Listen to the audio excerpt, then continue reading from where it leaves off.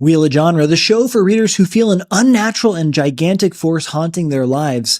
Each month we spin the wheel and land on a different idea, genre, or author, and right now we are reading books about Gnosticism. Or maybe I should say Gnostic-flavored fiction. That's probably a better descriptor for that one. Right now we are reading Philip K. Dick's Ubik. I'm Zach, and this week I'm really interested in just the experience of reading Philip K. Dick. I swear to God, every time we pick up one of these books, I feel, just like you do, you've said before, a feeling of self-doubt, like this couldn't possibly be better than the last one we read. And somehow he does it again. I don't know. He's a Mickey Mantle of SF. The Mickey Mantle of SF. I'm Bob. I'm interested in, I guess, a few things. Talking about Philip K. Dick stresses me out, Zach. It's really hard to get these novels right. It's hard to keep them straight. But one of the biggest things that it's fun to read, but then talking about it is difficult. One thing I'm really interested in is in this book, people like to talk about what is Ubik? What is Ubik actually? You know, there's an answer in here. We get the answer. Ubik is God. And that's what a lot of people come away with this book. But you still have to answer, what is God at the end of Ubik? Okay, question. Is Ubik God? Because we get an answer of like, oh, it's, negatively charged ions or whatever. Right. Did they actually say that in the book? Because I saw Philip K. Dick's late wife claim that Ubik was God, but she claimed that in a sense that made me like I read that before I read the book. So I went into the book being like, oh, Ubik is God. But then I was like, wait a minute, I don't actually see any evidence that Ubik is God. Ubik is God. I got one for you. I've got a few pieces. I'll give you one, and then we can jump in, talk about what happens, and then we can look at some other evidence. But here's one. I am Ubik. Before the universe was, I am. I made the suns. I made the worlds. I created the lives and the places they inhabit. I move them here. I put them there. They go as I say. They do as I tell them. I am the word, and my name is never spoken. The name which no one knows. I am called Ubik, but that is not my name. I am. I shall always be. That's Ubik speaking. So Ubik itself thinks Ubik is God. Sure. And that's at the start of one of the chapters, right? So like we've gone Chapter through 17. At the start of each chapter a different spoof of advertising culture, advertising copy, I guess we could say. Ubik is kind of given a slot machine of identities as we go throughout the book. By the way, we are approaching this text in a really off-kilter way, but I think it's good. I think it's good. At the start of each chapter, we're given a different kind of spoof of advertisement, a different kind of product that Ubik is meant to be. Sometimes it seems like we've taken advertising copy for like a used car lot, and we've just put the word Ubik in.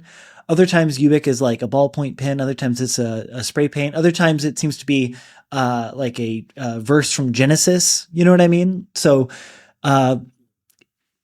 there's that interesting motif. Is motif the right word I want to use here? At the start of each chapter. The Ubik motif. Can I read one? I really love this one. It's about cereal. I love cereal.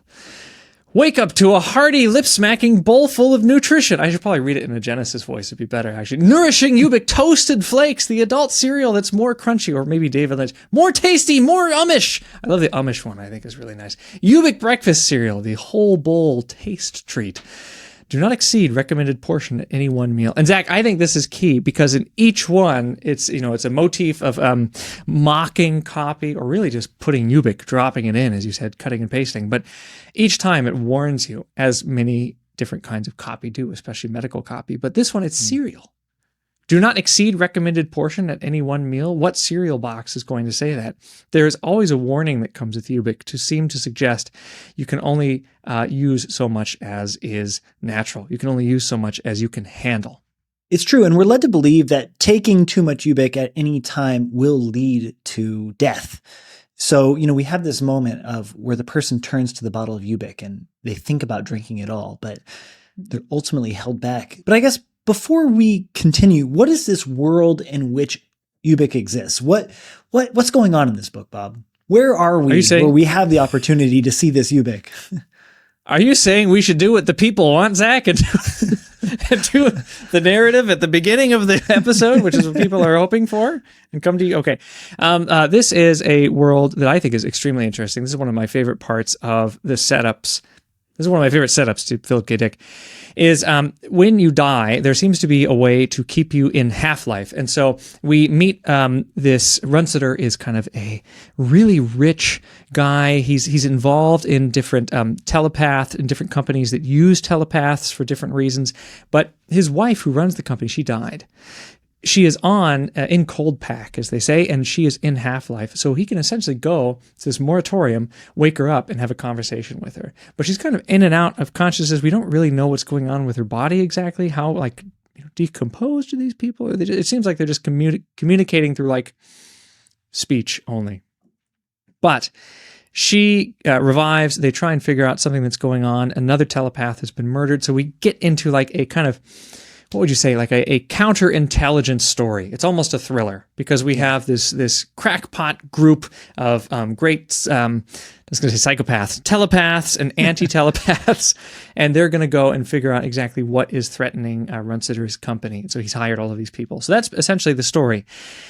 The idea of being on cold pack and being in half-life is going to be important throughout in really subtle ways until the end, and it's revealed exactly why. But Ubik and death are woven throughout this story that is almost a heist story, almost a counterintelligence story. Right. And this goes back to what I was talking about last time we read Philip K. Dick, where it feels like he overstuffs his stories with so many ideas.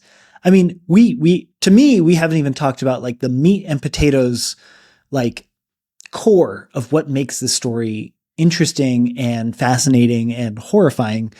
But already he's filled it to the brim with all of these really incredible ideas, the cold pack, the half-life, telepaths and anti-telepaths. One of the kind of really unique ideas in this is this notion that in a world with telepaths, you would have an entire industry that spawns out of their existence as a kind of corporate counter-espionage unit, the anti-telepath group. What I like about this, and maybe what's really interesting, is it's not government anti-telepaths. Everything is really based around the corporation and competing corporations within industry. Last time we said that Philip K. Dick doesn't really have a mocking tone, but what he does do is he satirizes. There's a kind of playfulness about the vision of the world that he's giving us. Zach, I was reading, there's a Guardian review by Sam Jordison. It's quite a few Guardian reviews, actually, of this book, but I think this one was especially good, where he's saying, actually, I like this too. He said, "The time of squeamishness about spoilers is over." That's how he begins the article. It's quite right. But then he goes, and this is Sam Jordison again, "If anyone has a coherent summary that wraps up all the conflict in this novel, I'd love to hear it, but I suspect the task is impossible. Not, I should stress, through any fault on the author's part. This is a book that gives real meaning to the cliche, defies explanation." And I think you're right, as you've just said, there's some satire here, but there's also kind of many possibilities that are true at once. There's a lot of contradictions in the book, and they seem intentional, and it even baffles the characters who run into these contradictions, because I think when Philip K. Dick is doing these satirical things, or he's doing these kind of deep experiments about moving time, or people's consciousness infecting someone else's consciousness, or what is an android, any of these things, he is deeply invested in finding out what these things are as truths. It's not just pursuing them for the plot of the fictional story. He's trying to really figure out what is truth to him. And you can see that, I think, a lot because he returns to the same images again and again, almost like symbols that are trying to communicate themselves through him. And we see some symbols in this book that are also in Do Androids Dream of Electric Sheep, or in The Three Stigmata of Palmer Eldritch. I can't speak very well today, apparently. But I think in the satire, in these crazy plots, he is really trying to discover truth. Well, this is something that gave me a lot to think about, because Philip K. Dick, as a person, does make some very strong claims about the nature of reality, especially after his kind of mystical experience that happens in 1973. This is a few years before that.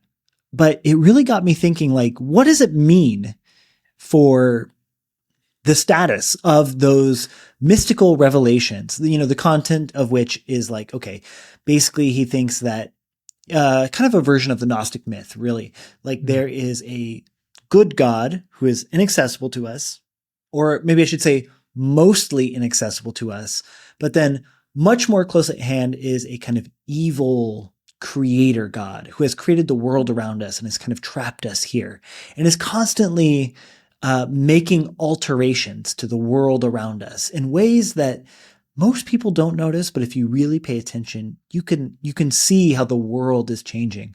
One of the big bullet points that Philip K. Dick believed is that actually we were still in the time of Rome, right? Like the status of the world is it's still the Christians versus the empire. But the physical appearance of the world itself had changed.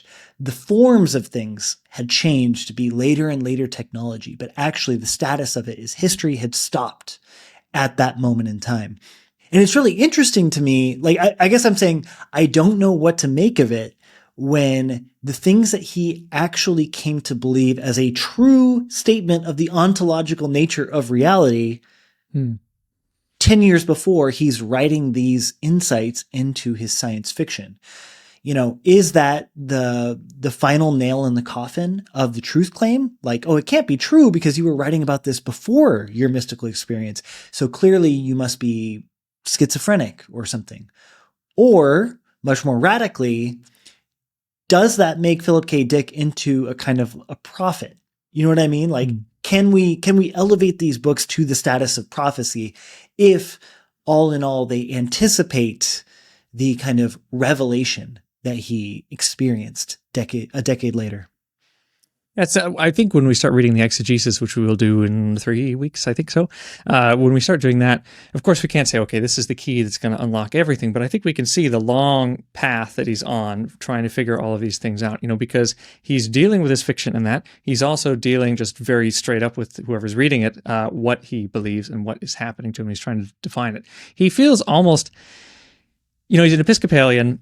A lot of people will argue about, I guess, to what degree he was an active Episcopalian, but he seems to be, and of course that happens after his experience.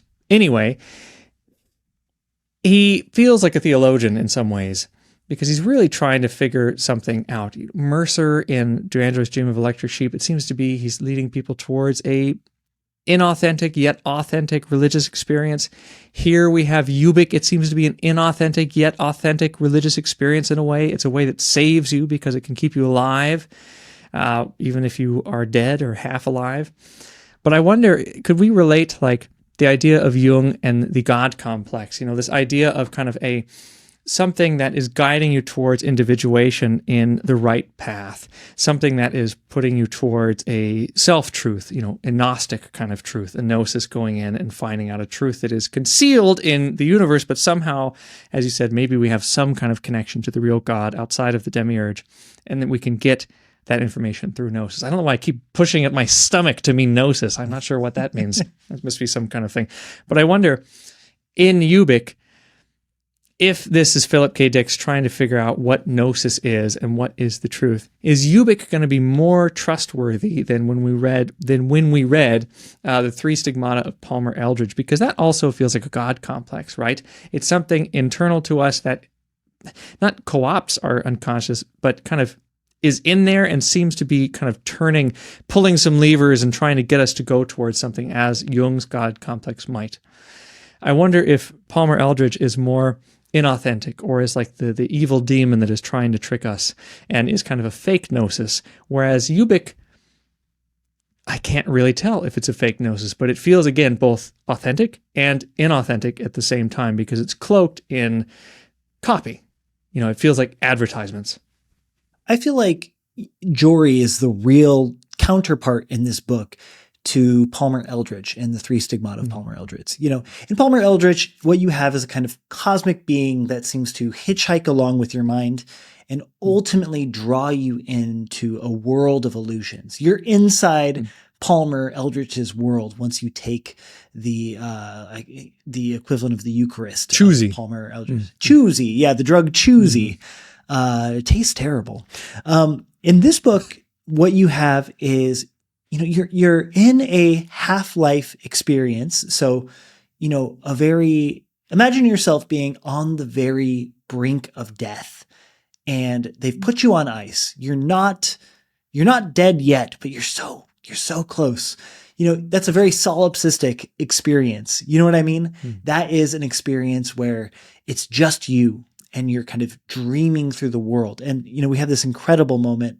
Actually, I'm going to talk about that moment later where the Tibetan Book of the Dead moment. But, oh yeah. But the difference here is Jory, someone else who is in the cold pack in the half-life facility with you, manages to make telepathic connection to you. And he is a kind of eater of consciousness. And at a certain moment, once he's made telepathic connection with you, you're inside Jory's world at that point.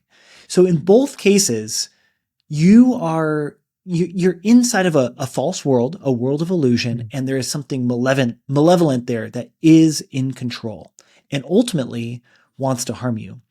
In this one essay in The Shifting Realities of Philip K. Dick, which we read with Speculative Reader, there was an essay in there called Philip K. Dick on Philosophy, a brief interview conducted by Frank C. Bertrand. This is from 1988. And what PKD says his actual, if he's going to nail it down, what is his belief? He calls it acosmic panentheism. So to break that down, not cosmic, but acosmic. So that means the cosmos, the world, the universe is false. It's acosmic. And then panentheism. We know theism, atheism, it's a God, but then all pan in God. So the universe is fake and everything is inside of the mind of the God. Right? So we are in his actual literal belief is we are inside of the mind, inside of the imagination. The world is a dream which some malevolent creature is subjecting us to. That's his actual belief about the status of not the novel, but the world. But later he will go back and he will say, the most terrible thing about Ubik is that it's actually the truth. This is real. A decade after he's written Ubik, he says, no, I actually wrote something real there. We are in Jory, in Jory's world. I wish I had a stone to kick, Zach. In Jory's world, I think that's really interesting because I think eventually we're going to have to come to ask ourselves this question. Are we willing to be inside of Jory's world? If we get to have some kind of bit of our brain or being or consciousness put onto a disk drive or put onto something that can sustain us indefinitely, to what degree will we really have control over ourselves? So whether or not this is happening right now, I don't really know if we can prove that. Of course, Philip K. Dick believes that he can through his gnosis, the visions that he has, that we're in a certain aeon in something that is not exactly real. But I wonder if we eventually have the ability to upload, as people are saying now, will it be like Jory? Will it be something that can do whatever it wants and make decisions that are outside of our control? And Jory, interestingly, is about the same age as the main character in A Good Life by Jerome Bixby, the kind of terrifying child who gets angry at you and decides to do terrible things to you. That group of people, they're surrounded, they're in that kid's world. They're not in his head, well, they could be, but at least they're in kind of a little tiny pocket universe that he is controlling, and he defines the physics. He defines who lives, he defines who dies, he defines how long you live, he defines what your body looks like. He can even read your thoughts. I wonder, the evilness to Jory, what stops any kind of what stops something that can control many consciousnesses at once from being like a Jory or from being like the kid in A Good Life? Well, the answer, we believe, is Ubik. So this is, when you said Ubik is God, I think that this is truly the answer, because in the Gnostic worldview and in the Philip K. Dick worldview, which is a Gnostic worldview, there is a good God. We just have no access to the good God. And I think that the way that these messages come into the world is really, really interesting. You talked about Carl Jung earlier, and I think that like the model of the Jungian synchronicity is like the model to think about what's going on in this world. And Philip K. Dick is obviously very familiar with Carl Jung. He's one of those authors who like, he writes the philosophy into the book. You know what I mean? You don't have to guess at what he's thinking at, because he'll tell you, oh, this is just like Plato's theories of forms, but they're all reverting back to earlier forms. Or, you know, when he goes to visit his wife after the bomb, or not his wife, when they go to the hospital after the bomb explosion, where are they checked into? The Carl Jung Hospital of Zurich. You know? So it's like, he's not being particularly subtle about what he's doing. But so for people who aren't familiar with synchronicity, you know, it's the idea that you can look at random disconnected things in the universe, seemingly random disconnected things in the universe, and finding coincidence, but not just any coincidence, but meaningful coincidence. A lot of the occult kind of rests on this understanding, right? You pull tarot cards, you can get any combination of cards. And I mean, if you've ever pulled a really good spread of tarot cards, you know that sometimes it feels like they're speaking directly to you.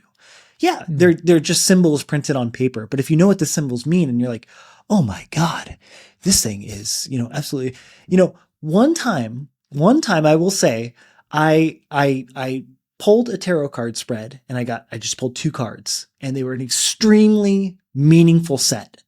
And then I said, wow, that's incredible. Those 2 cards were really incredible.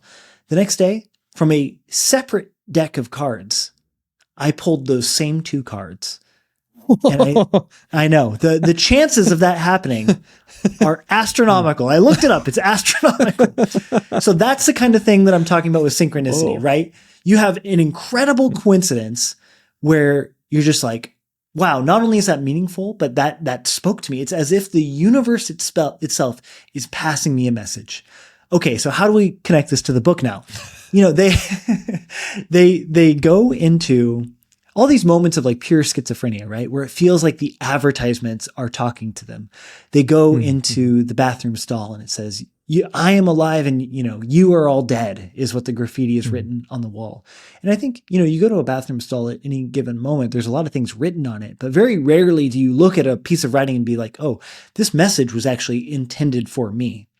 That'd be a good prank, by the way, if you have a shared public bathroom with someone. But they go to a random shop in a random state and pick up a random pack of cigarettes and find a note inside, no cigarettes. You know, that is the truest expression of like a synchronous, you know, synchronous experience that you can have. And that message is written just for them, you know? I feel like with Philip K. Dick, like he's fundamentally doing something very, very different than any other science fiction author I've ever read. And if people know anyone who's also doing this, please let me know, because I love this.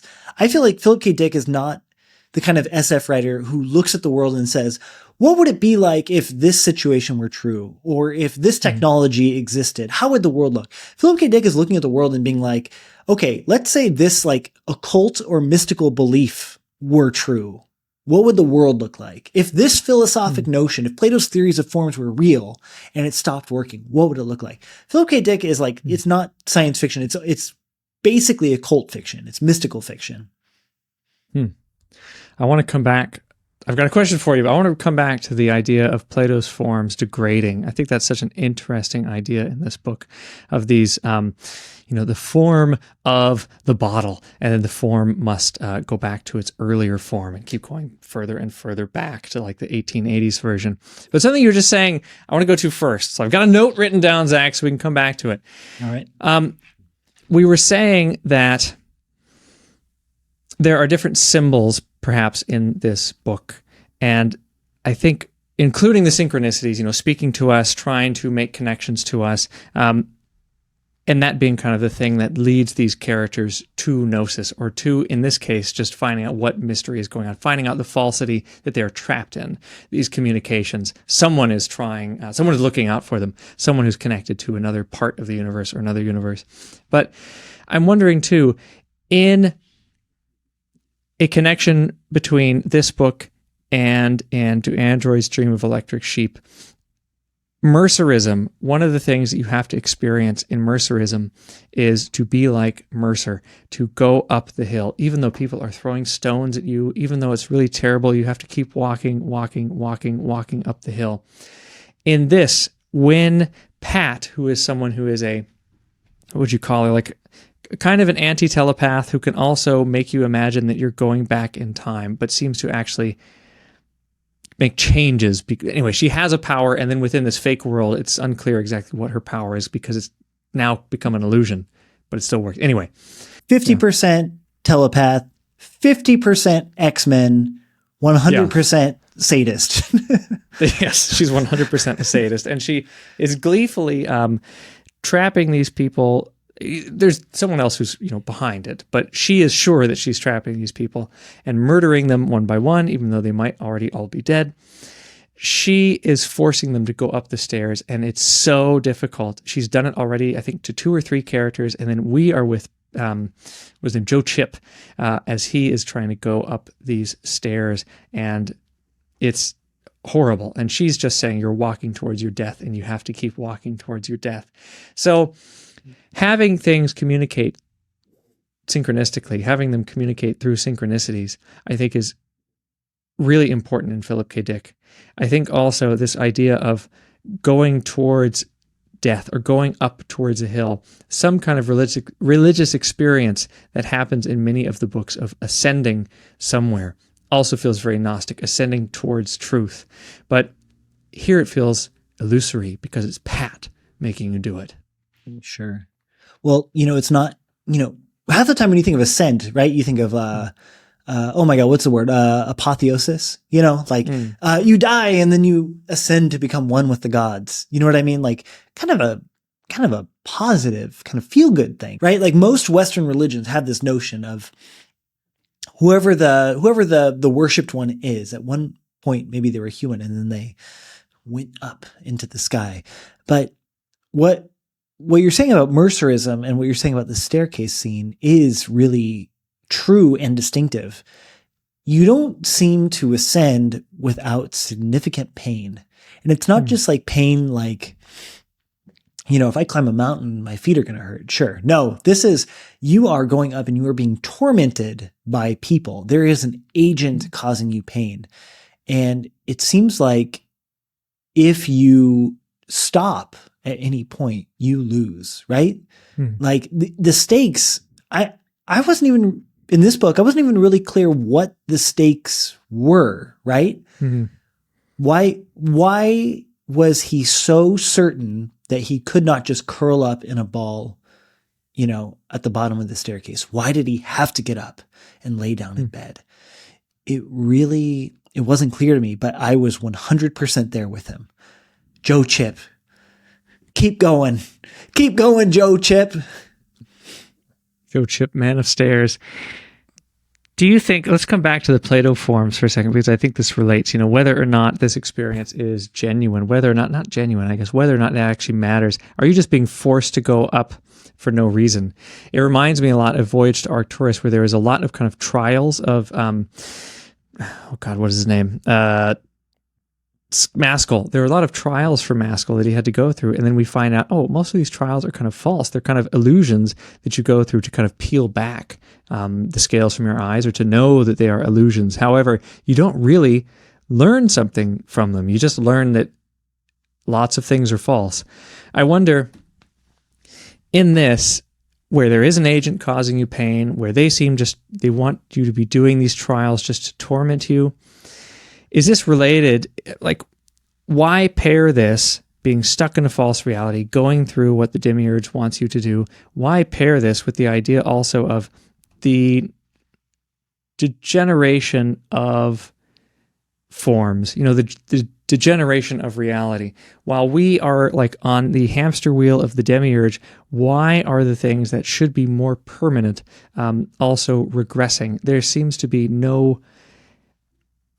the universe seems to have lost its grip on these concepts, on these ideas, on these forms. And I wonder why that should be happening at the same time as we are kind of locked in something false. Yeah.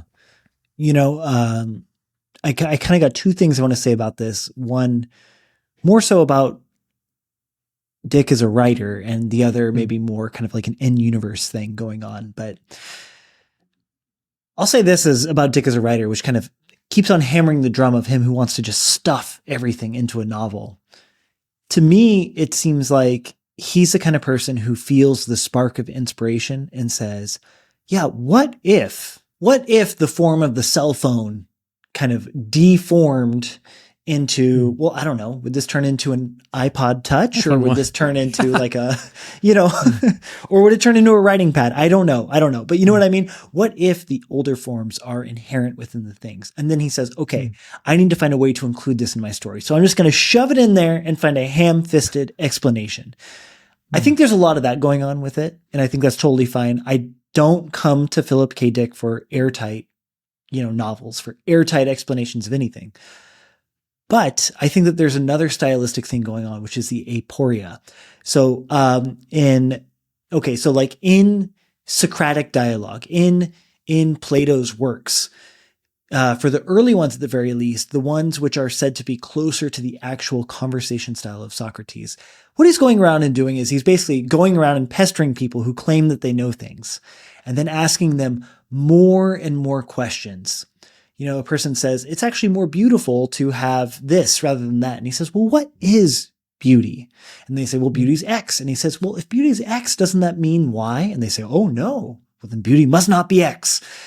They go through this process of discourse until the moment at the very end where they realize that no definition of what beauty actually is works. They are left at a moment of pure befuddlement. They have no idea how to define what beauty is. And then the dialogue ends. They just say, okay, well, I guess we don't know. So I feel like this process of aporeia is central to the kind of aesthetic feeling of a Philip K. Dick novel. These questions that are running throughout the entire book, what is Ubik really? We're given 10 answers. What is it? Is Runsitter actually dead, or is he alive? As in, is he communicating from outside this pocket universe, or is he actually the body in the coffin that is within this universe? What is the true nature of Pat's power? We get answers to all of these things, but for 95% of the novel, we are completely stumped. We have that feeling of aporeia that you get. And then, yeah, we do get mildly unsatisfactory answers to it. But then the final chapter just overturns everything. Everything we know in the final chapter is just flipped on its head. And we are left once again in a state of aporeia. I think this is the characteristic aesthetic of Philip K. Dick. Ooh. Aporeia, hole going through, aporeia being stuck. You're at an impasse. You cannot go through any longer. Even though there's a lot of things that are kind of being thrown together to see how far we can get in this argument, I think there's almost a synchronicity in some of these things that he's throwing together too, and he sees how far he can take. So yeah, we eventually end up aporeia. But when he's got these forms that are regressing, these objects that are really important, these objects that take us back through time, the experience of finding an object that is much, much, much older than it should be and saying, okay, something is connected to something about time and space is off. It reminds me a lot of Tlon Uqbar Orbis Tertius, the story, I think it was 1944, maybe not 1944, but Jorge Luis Borges. And we were reading about these objects that came from Uqbar into our own reality. In this story, there is a universe that exists in these encyclopedias. We wonder, where on earth did this come from? We find out it's this weird group of people who have made this place into a reality. But then it gets really strange where this reality actually starts showing up. These things that should not exist start showing up. So this fiction becomes extremely real. And I wonder, this idea of objects coming from another space altogether and showing you that your space-time or your reality, there's something no longer as real about it anymore. Because eventually Uqbar takes over completely. Languages start getting replaced, different disciplines start getting replaced.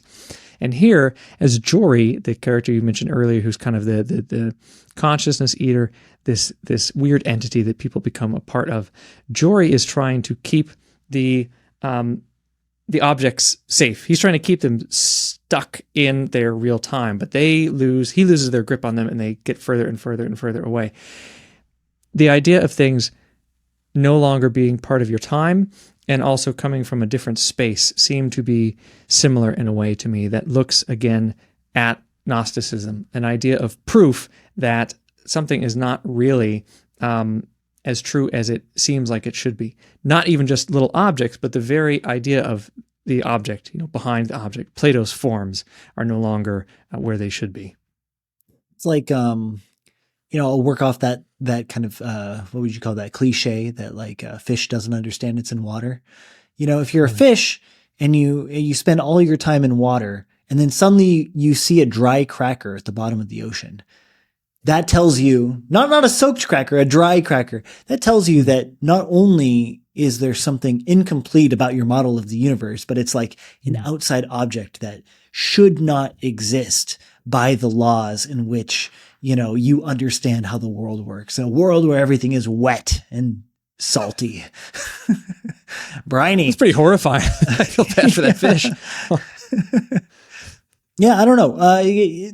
These stories make me feel like, should I be paying a little bit more closer attention looking for objects that are out of place? Yeah, I thought about that earlier today. I was like, have I ever really had the Philip K. Dick quintessential experience where you go to turn off the light and the light switch isn't where you expect it to be? It's in the other side of the room and you're like, wait, when did it get over? I've had moments of disorientation, but I'm not sure I've ever. Well, I guess that's the thing. You have the moment of disorientation and then you say, oh yeah, of course it was always over there. But according to Philip K. Dick, that's actually the evil God rewriting your memories so that you come to accept the changes as having always been written into the past. In the same way that actually Pat works the exact same way here, right? Philip K. Dick's programmer, anti-programmer is perfectly anticipated by Pat, who goes around changing the past and everyone is convinced that that's just how it's always been. Because in a certain way, like they recognize the discontinuity and then they kind of, the brain talks itself into being like, no, that's how it always was. We were always married, I'm speaking of that. I'm really interested to see as we move forward, there's the Carl Jung Hospital. And to give another example of a synchronicity, there's the famous one of Carl Jung, I think at Bollingen near the river, doing his kind of playtime where he'd play in the mud and make little mud castles and stuff like that. And I think in one of the castles that he was making, he said, I really wish that I had a 4-sided red stone to put on my castle. And then he looked down in the water and there was a 4-sided red stone. And then he put it on the castle. This is exactly what he wanted, and the universe seemed to have heard him. Of course, you could argue and say that, maybe he saw it and his unconscious registered it and he didn't see it, but for his idea, I was like, no, that's not exactly what happened. This is a psychoid moment where my fantasy or my hope and the universe kind of coincided. So the synchronicity happened. And then I happened to get this perfect stone I could put on my castle. It seems for Philip K. Dick, synchronicities are, Jung, synchronicities are things that show you the truth. They are true gnosis. But for Philip K. Dick, there is kind of a much deeper paranoia because there's Pat, the falsity that is making all of these things, making all of these illusions. But then there's even one further back, Jory is actually controlling these things and Pat only thinks she's controlling these things. I'm interested to see when he's using Carl Jung, is he in the same direction as Carl Jung of like, I'm trying to get gnosis towards individuation. I have this God complex to kind of show me the truth and know about myself and come to understand my soul. Or is there always going to be that very fundamental skepticism, that paranoia in Philip K. Dick? How similar are Dick and Jung? Bob, I'm having a psychoid moment. Uh-oh. I wish that we have 4 more Philip K. Dick books, each one better than the last. We'll see how this synchronicity plays out. You're precog. Wow. Zach, I think it's time we build a tower. We're getting synchronicities left and right. Let's move to the river, build a tower, make some mud castles. Zach, when you were mentioning this, and I guess false things, evil things, how do we keep things alive? Again, back to Ubik and talking about what Ubik is. Is it God? Is it not? Is it just something that saves us and keeps us alive? The Jory thing, I think, is so interesting because Jory starts talking about how he can't keep his grip on things. He's the reason things are devolving. He's trying to keep it together and he just can't. He says, the effort, I can't, he's like a 9-year-old kid. The effort, I can't keep objects from regressing. Doing it all alone, it was too much for me. I created 1992 at first. But then things began to break down. The coins, the cream, the cigarettes, all those phenomena that you noticed. And then Runcitor kept breaking through from outside. That made it even harder for me. So we've already talked about the devolution of things, the regression of things. We've talked about the synchronicities that Runcitor is making happen. But I thought it was really interesting, too, that in this process, as Runcitor is saying, like, look, you guys, I'm trying to tell you the truth. I'm trying to wake you up. I'm trying to get you out of here or help you get on whatever I'm trying to do, get you on cold pack, get you into Half-Life, get you more or less alive again. So you can get Ubik and stay alive at least. What is going on with this idea of trying to keep like a simulation going, but then things that contradict it or things that are telling you the truth, they start to make the simulation itself disintegrate. Now, of course, that makes sense if it's an illusion, but this seems to be Jory is creating a real psychic place. And so it breaks down just as, I guess, these ideas are invaders kind of breaking down at the walls that keep this psychic place whole. It feels a lot like Palmer Eldritch again, too, when you start to go too far into the hallucination and you can't tell what's real anymore, and then you go back to realizing, no, wait, I'm in Palmer Eldritch's head. I guess someone trying to break through causes the whole thing to break down as well. A really interesting connection between like the world given in this book and, to compare it to the world given in Palmer Eldritch, the NPC-ification of everyone else in the world. You never really know, once you're inside of these simulated realities, these artificial realities, whether anyone else is really truly there. I think in the Palmer Eldritch one, we talked about how like you could be in a conversation with someone, and if you had taken the drug, you don't know if you've come out of the drug, because the time, even though only a few seconds happens in real life, the fantasy, the drug trip could last. The experience could last hundreds of years, 1,000 years. You never know if you ever truly waken up. So you don't know if you are talking to another person who is really a person, or whether they are a Palmer Eldritch meat puppet, just kind of a body that is actually being animated by Palmer Eldritch as a figment of your imagination. And then they, the more you talk with them, they slowly reveal themselves through their stigmata. In the same way, Jory describes how all of the people who he's been talking to in all of these different places are just Jory. You know what I mean? It's Jory wearing different disguises. And so yeah, like aside from, of course, the wife, Ella, I believe her name is, right. Yeah. who's kind of hidden and walking around through the streets, but you never know if you're talking to just an NPC, someone who wants to talk about what's going to happen in the war, or if it's actually just Jory pulling the strings of a meat puppet. Oh. A meat puppet. This makes me think Gnostic fiction, I think, is very dangerous. We've seen this quite a lot. We've seen the murder of Maskell in Voyage to Arcturus. He just murders. And those other characters are kind of NPCs. He even becomes kind of an NPC eventually, and he's taken over by Night Swore. But I want to believe, I guess is what I want to say. I don't like the idea of thinking other people are NPCs. And I think it's dangerous to, have a simulation theory, to have very negative Gnosticism. I think a very radical way of believing in someone else's subjectivity, like knowing that they are a subject, even though all I can prove is that I'm a subject. I think it's dangerous to say, I doubt That person over there is a subject. Are they an NPC? But I think this happens, and it can be dangerous. You start to believe that other people don't exist, and then you can act how you want to act. And I think it's, again, I want to believe, I do believe, and I think it's everyone should believe other people do exist.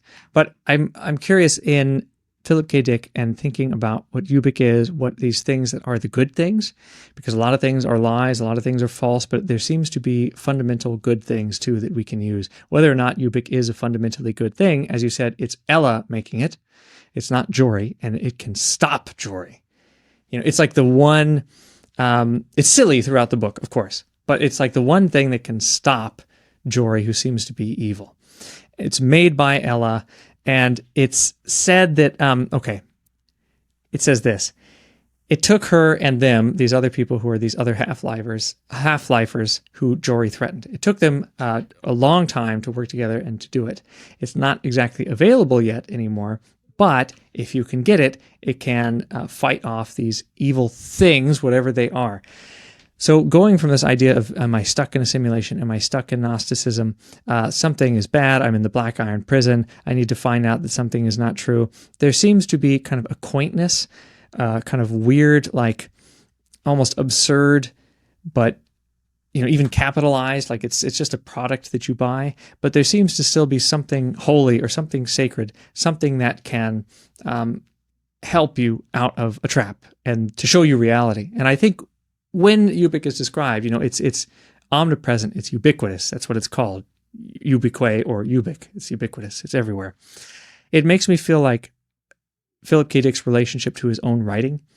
Ubik is kind of almost, it's just in the atmosphere. It's just particles that are in the atmosphere like air. And it feels to me like his self-discovery, his path, I guess, of understanding himself, his Ubik is writing itself, because he tells us that when he's writing science fiction, he is discovering the truth.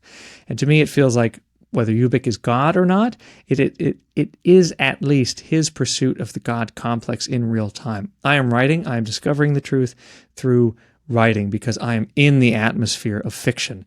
And I feel like it works a lot like Ubik does. Well, to bring in, I guess, like Carl Jung into this, writing as a process towards individuation. You know what I mean? As a kind of psychic antidote to dissolution, to madness, to trauma, to anything. He wrote obsessively, compulsively. He wrote a lot. He wrote a lot of books. I think that, what was it? Last episode, I was like, we read Palmer Eldritch, and then I was like, and then the next, we're 2 years away from Do Androids Dream of Electric Sheep? But within that 2-year period, he wrote 6 books in between those two. He's writing he's writing fast and mad. You know what I mean? Mm-hmm. So like, I'm definitely interested in this idea of like, writing itself as being not just a restorative, but something that kind of allows him to bricolage together kind of persona. Philip K. Dick. He becomes Philip K. Dick through the act of writing and creating this, not world, not universe, because he's not world building, but he's creating a point of view. And ultimately he comes to identify 100% with the point of view, which he develops across multiple decades. He pieces it together until finally he has the ultimate kind of radical identification with the product of his writing. And he says, I believe the world is what I have been building all of this time, all of these sandcastles that I've made. And I feel like you could, again, to bring Jung into it, as he is making these sandcastles, as he is pursuing truth through fiction. Again, these symbols come up again and again and again. And that's not to reduce any of these ideas into like, oh, this is a clear metaphor for ascent. Clearly stairs are a metaphor. But anyway, there's something so similar about the passages themselves. There's an energy in the passage, in the symbol, that makes the symbol itself. There is something about the experience of going up the hill towards Mercer, like Mercer, and there's something similar about going up the stairs. There are other things, I think, throughout the book, too. We have this character, Eldritch, Palmer Eldritch, who seems evil in a way, kind of seems like he's pushing the androidification of people that Philip K. Dick is afraid of in Do Androids Dream of Electric Sheep. Jory seems to be like him. Pat seems to be like him. And it doesn't seem like he's just recycling these things. It seems like they are haunting him, or at least saying, look, I need to be real. You need to bring me into an existence. And they will come up in this bricolage because it's essential to this kind of psychic context that he has put through the bricolage. You know, he's building these things up. And it's not just that he chooses, I need a Palmer Eldritch character. It's Palmer Eldritch has to now come through because you have set the spells. You have set the I don't know. You have drafted again the preconditions that will necessitate an Eldritch character to come through. It's like you said he's compulsive. You said maybe he's obsessive in creating these things, in making these things happen. It's not world building. It's a symbolic universe that kind of comes through him as he tries to make the plot work, as he tries to build the world as the plot needs. But it is its own world kind of rising to the top as he goes forward. I like what you have to say about androidization. And for people who haven't watched the Shifting Realities episode we did, androidization is this idea that's kind of like objectification. He's basically saying that as time goes forward, the more and more people start to act like androids. And he says a lot of things. He says, anyone without empathy or proper feeling is basically an android living among us. But he also says something really interesting where he says the line between human and android is now so blurred that it's not an ontological distinction anymore. As in, me made of meat does not automatically qualify me as being human.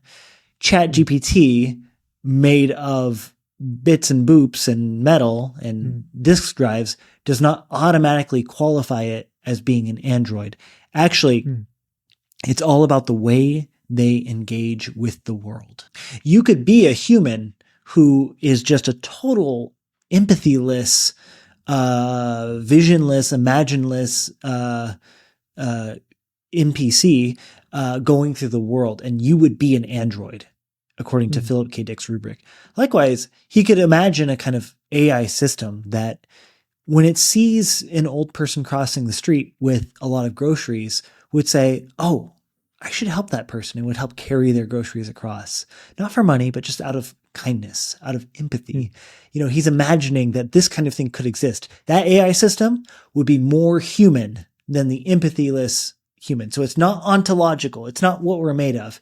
It's our ability to feel something towards fellow humans, fellow people, the world that we live in. So my question that I said all that because I wanted to ask you, I feel like, yes, Jory, yes, Pat, you could see them as a kind of androidization, but I have to wonder if these kind of puppet characters might be more android-like. You know what I mean? Like these kind of people who populate these false realities, not when they're fully inhabited by the Palmer Eldritch or by the Jory or whatever, but just the kind of people going about speculating about, what will happen in the war, demanding money. They see a sick person and they say, oh, that will be $40 for this Ubik cream, and they won't give the medicine to the sick person. I kind of feel like those people are more android than the truly evil people that we have seen in these books. Well, that's really interesting. I was thinking, okay, maybe as these almost godlike creatures, Eldritch, Jory, when they create these things that we think are real, it kind of makes us, the people who are inside, not us, but the characters who are inside these worlds, become android-like because they lose their free will in a way, because everything that they react to is illusion, and they even forget who they are sometimes, because they will be in the scenario that is made for them by Palmer Eldritch. And they think that they can create the scenario. And of course, that's the appeal of Choose E, is I can create anything I want with my mind and then have whatever experience that I want. But that becomes narrower and narrower, or maybe I should say your grasp on it becomes looser and looser because it becomes more and more defined by Palmer Eldritch. Now, I think maybe you are right. And actually, these creatures are maybe more the android-like creature because they are almost computer systems. They're like am from I have no mouth and I must scream, because they are just choosing whatever they want. And they don't seem to, they don't have empathy necessarily, as you said, and that's the androidification for Philip K. Dick. But I wonder, too, if they cannot be considered to have anything that is true, anything that resembles true gnosis, or anything that resembles a soul. Because one way we could say, okay, something without empathy might not be human. I think another way we could say is something that does not experience time. Because, AI does not actually experience time. Of course, it's updated, but it's updated and just becomes like a new chat bot. There's no continuity, and there's actually no continuity within any individual chat, because you talk to it and it just continues to resemble something that has been there for a long time. But that's an illusion. The other illusion, too, is you could ask it something 4 weeks ago and then ask it again today, and it doesn't really matter to it at all. It might have access to more information, but it doesn't really grow or change with that information. It just continues to amass. It continues to improve. And I wonder, these things that make us more like androids, if they are also androids in their kind of false gnosis, because they don't really experience space because they have access to all data. They don't experience time because time is completely indifferent. They are indifferent to time, rather, and time is indifferent to them. Whereas we do. We are not trapped, but we are extremely related to time and space. I think one more thing to illustrate why this, anyway, and then we should move on before it gets too nonsensical. But our experience of music, music is something that moves through time. And I think one of the most important things about music is it captures time for us in a way that gives us such an immense emotion. Like we are so, we react to the emotions that are inherent in music. They give us different emotions, but I think it also shows and highlights the the how important and beautiful and almost spiritual time itself is, as things that exist in time and are dependent on time and eventually will die. Music shows us you are in time right now, and you are a being that depends on time. And I think these other creatures, they do not care at all about time, and they can play with it however they want. They're constantly manipulating time, just as an AI really is not affected by time.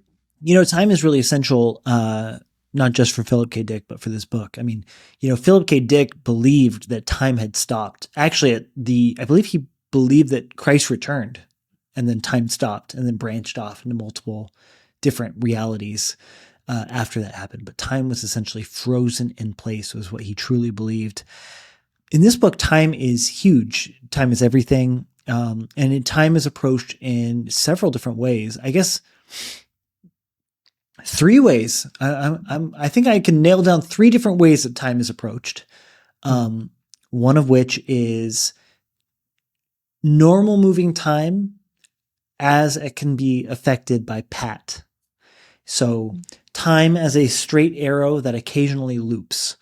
You can be going along and then suddenly everything can change because Pat has gone into the past and changed a certain detail or factor about it, rewritten the past so that now, even though you're still living in the present, it is a separate stream of the present, an alternate universe of the present. The second way is this kind of like wonky flow of time. Once we're in the Half-Life world, it's like, okay, time is flowing backwards objectively until about 1939. But also things are deforming, maybe I guess is a better way of putting it. They're, as we've already talked about. But so that's a past that's kind of like always present. You know what I mean? It's not a flowing time. It's a past that is hanging out just underneath, just behind the physical matter that we inhabit. But then there's this third way, which is just briefly talked about, but I thought it was like one of the more interesting ideas in this book. Half-life. What is the status of time in Half-Life, and how does that relate to, cycles of life and death, reincarnation? We have this great, actually hilarious moment where Ronstetter wakes up his wife, Ella. Her signal has been fading, fainter and fainter. And she says, I was dreaming. I saw a smoky red light, a horrible light, and yet I kept moving towards it. I couldn't stop. Yeah, Rensselaer said, nodding. The Bardo Thodol, the Tibetan Book of the Dead, tells about that. You remember reading that. The doctors made you read it when you were... He hesitated. Dying, he said then. The smoky red light is bad, isn't it? Ella said. Yeah, you want to avoid it. He cleared his throat. Listen, Ella, we got problems. You feel up to hearing about it? So, like, it's this world where it's like, we seem to have accepted in this world that, like, total reincarnation is something that is a factor of it. You know what I mean? Like, we're kind of suspending people in a state to where they can't reincarnate into their new lives, into their new embodiment. Their souls are trapped there. And it adds this third layer of time, which is the cyclical time of the soul. All of these visions, forward and back and in different streams, one single point moving backwards or falling backwards through time, and the soul being reborn again and again. All of these notions of time are all whirling around each other and at operation simultaneously. I don't know if I have an observation here, Zach, but it reminds me of, again, going back to the three stigmata of Palmer Eldritch. When you take Choosy and you go into this fantasy world, you go into this hallucination, which you have, again, as we said, a uncertain degree of control over what you see. At least you think you have a good deal of control, but Palmer Eldritch is that weird kind of feeling lurking in there, maybe controlling things.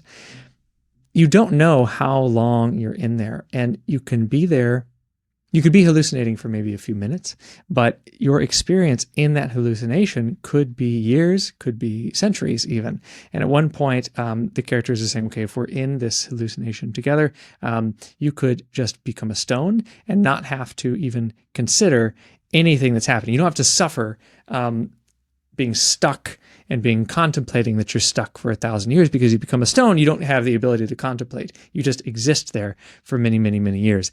It again feels like this idea of these things playing with time, taking the human out of time, taking the kind of the delight that music, changing the key signature to kind of really emphasize that you are something in time, taking that away and just playing it however long it wants, I guess, to make you something outside of time, feels similar to this book. There's just something extra evil, I guess, about messing so much with time.